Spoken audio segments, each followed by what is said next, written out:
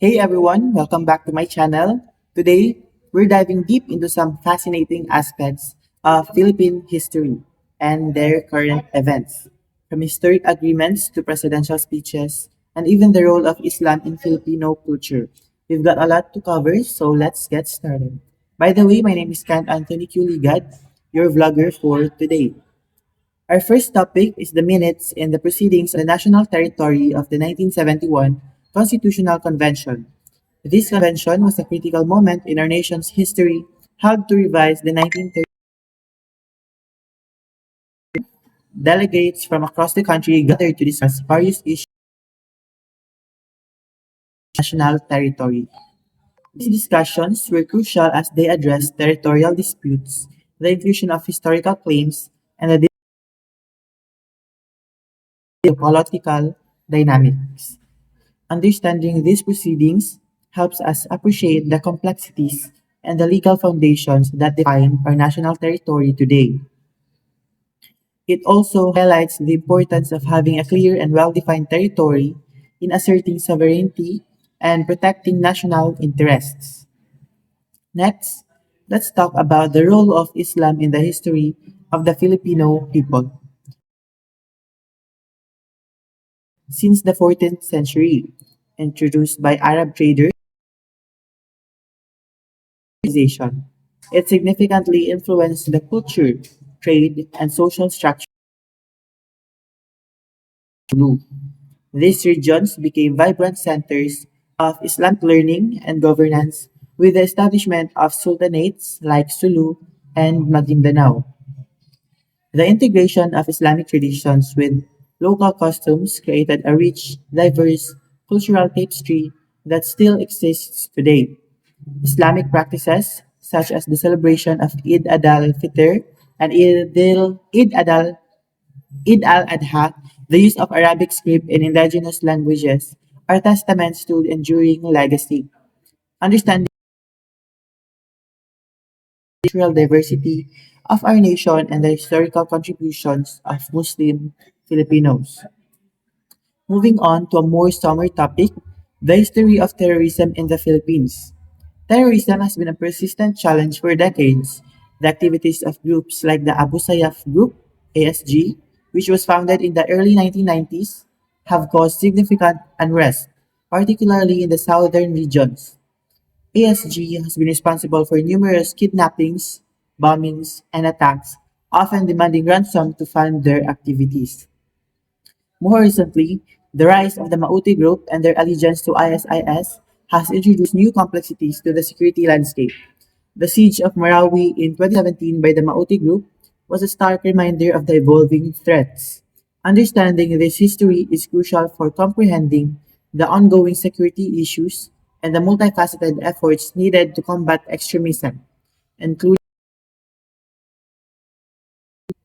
and socio-economic development programs. Now let's switch to something a bit more hopeful. The agreement between the government of the Republic and the Philippine and the Moro Islamic Liberation Front mark a significant step toward resolving this long-distance conflict in Mindanao. The comprehensive agreement on the Bangsamoro, signed in 2014, aimed to address historical injustices and establish a new autonomous political entity called the Bangsamoro Autonomous Region in Muslim Mindanao, or the BARMM. This agreement a new generation and the decommission of MILF combatants. It represents a collaborative effort to bring lasting peace and development to the region, fostering hope for a future where diverse communities can coexist harmoniously. Health crises have also shaped our history. The cluster report of the cholera epidemic in the Philippines highlights the impact of this disease and responses to it. Cholera outbreaks have periodically affected the country, with significant outbreaks occurring in the 20th century. The report details the public health efforts, including improved sanitation, access to clean water, and vaccination campaigns that were crucial in managing and eventually overcoming the epidemic. Community involvement and international assistance played key roles in this effort, having formed current public health strategies, underscoring the importance of preparedness and community engagement in combating infectious diseases. Moments, let's revisit the Philippine American Aguinaldo's declaration of war on the United States.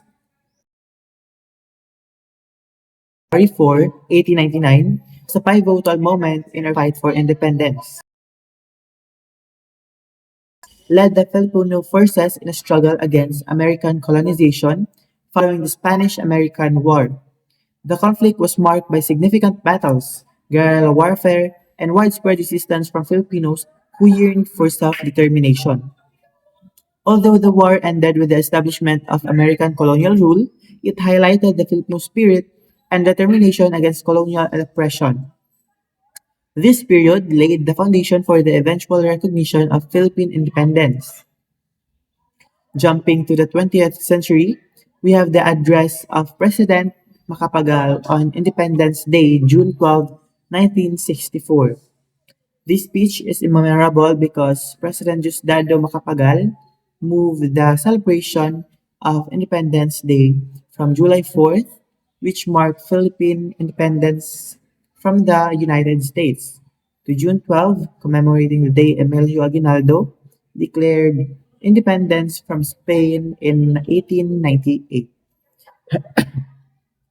This change was significant as it re-emphasized the Filipino struggle for independence and national identity. In his address, President Macapagal highlighted the importance of remembering our heroes and the sacrifices they have made for the country's freedom.